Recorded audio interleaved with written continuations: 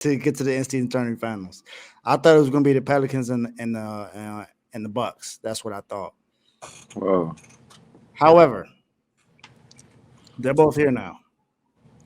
And Carl said this when he was on the show: "Is you don't bet against a motivated LeBron James." And I'm not. I'm not betting against LeBron James. I'm not. The man had 30 points in 23 minutes yesterday. Yeah. He was 100% from three yesterday. LeBron James. The Lakers are winning it. I feel like he's motivated to the first player ever to win the in-season tourney and win the in-season tourney MVP. So I feel like that's exactly what he's going for, and it's going to go happen. That's the reason why I'm picking that. The Pacers have beaten the odds. They've beaten the Celtics. They've beaten the Bucks. They've beaten whoever they need to get in the way to be able to get to the in-season tournament finals. But I just think the Lakers are going to win, and LeBron James is going to win the MVP. Man, Vaughn? Yeah, I feel you on that, Dave. I ain't gonna lie. I was leaning heavy on that because it's like it's Bron. Like you saw him against the Pelicans. It's like, man, he was just playing with them boys. Like it was like he took time back. Like this year 3, year 5. You hear me? But I think I'm gonna roll with the Pacers. I think one thing that they got going for them is the youth. Like they're running and gunning. I think like really good point guards do well against the Lakers. So I think they don't have nobody really to check highly. But I think a team that runs and guns like that is going to cause some problems for the Lakers. So I'm going to roll with the Pacers. Well, I mean, since we all don't have a dog in the fight, we're going to save you for last, Ty. It's tough because after I went over in my first few picks, I said the Pacers would beat the Bucks, and they did it because I knew about the incentives. I said LeBron wants to be the first player to win this whole thing, and now they got to face off. So now really like it's a mixture of emotions. But I'm going with LeBron, man. I got to go with LeBron because they in that bubble S atmosphere. The Pacers are, I feel like they having a Miami Heat moment where they get all the way there, and then they're just going to the matchup's going to be too much for them. If they do win, I ain't mad at it, but I'm going with LeBron and them. So, Ty, tell me why I'm wrong. I know I'm a Pacers fan. I'm also a realist, but RBO got us winning.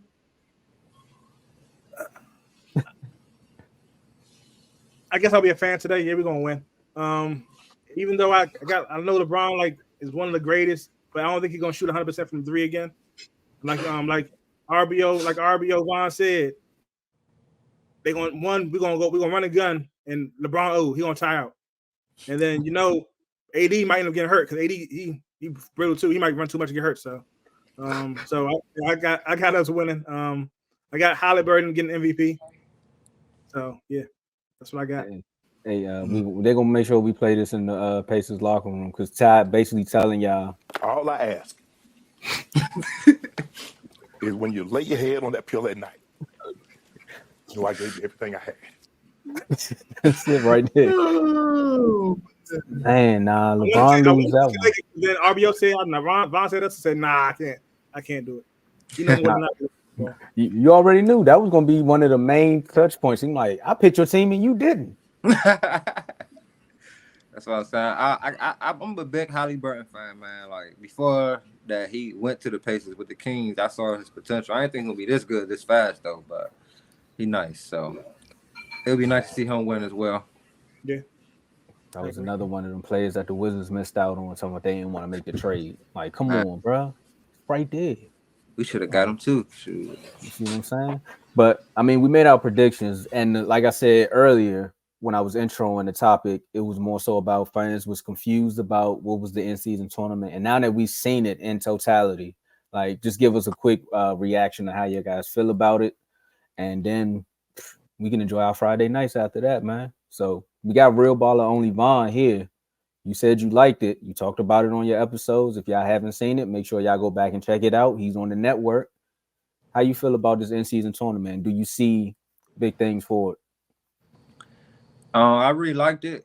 one thing, like I said, if you checked out the last episode of RBO, which new episode gonna be out tomorrow, we're gonna touch on these games. We're gonna give a little deep dive into the preview of the end season tournament games as well. But I just didn't like how the point differential had teams playing. Like I said, the Celtics was hacking, drumming at the end, and it's like, y'all already up. That's messing with the integrity of the game. Then you got Devin Book out there with the third string. Like, I understand it at first, and I had to think about it. He was balling. He out there hitting step back threes, pressing full court. I'm like, yo. Then I had realized why they was doing what they was doing. So I just think that's the only thing that they can address. And also these courts, they're just ridiculous. The Bulls one, especially, that's probably the worst court I've ever seen in my life. So other than the courts and that point differential thing, I think it was a huge success. It gives teams, something to play for, even though they probably won't make it to the finals or nothing. But this in-season tournament is giving fans extra playoff games, I'll say. Okay, Ty. Yeah, I agree with him. I like the same thing you like about it, the things you hate about it, I hate. But I mostly like it because you actually have younger teams having a chance to get the game, that kind of experience. Because most younger teams haven't been in the playoffs, so they don't have that kind of experience, like playoff experience, when you have to play that intense. So to me, that's going to be a good thing for us because we got that experience. So yeah, true. Dave? Yeah, I think it's also helpful because it's putting extra money in their pockets. Because whoever makes the semifinals, everybody's getting at least a minimum $100K. This is the first time they do it, so I'm pretty sure it's not going to be the same amount. They're going to raise it. The more money they make, the more money the people are going to get paid. I'm pretty sure sooner or later the minimum is going to be $1 million per player. Sooner or later that's going to happen. So, and as you can hear, it's been cooking. So, shout out to the in-season tourney. Right.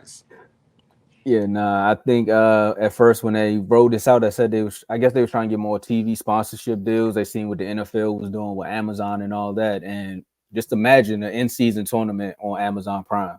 Like, hopefully they don't water it down like they did Thursday Night Football, but think about the next gen stats version of watching an NBA game where you can see the stats and the little squiggly lines and all that stuff to keep people interested if the game was boring.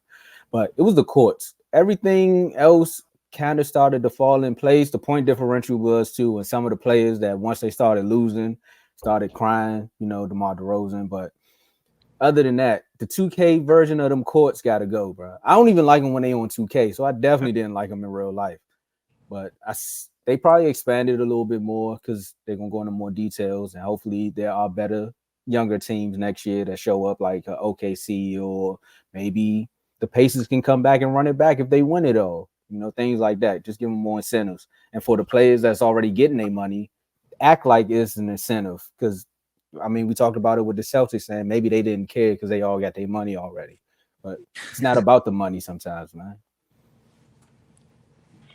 But with that being said,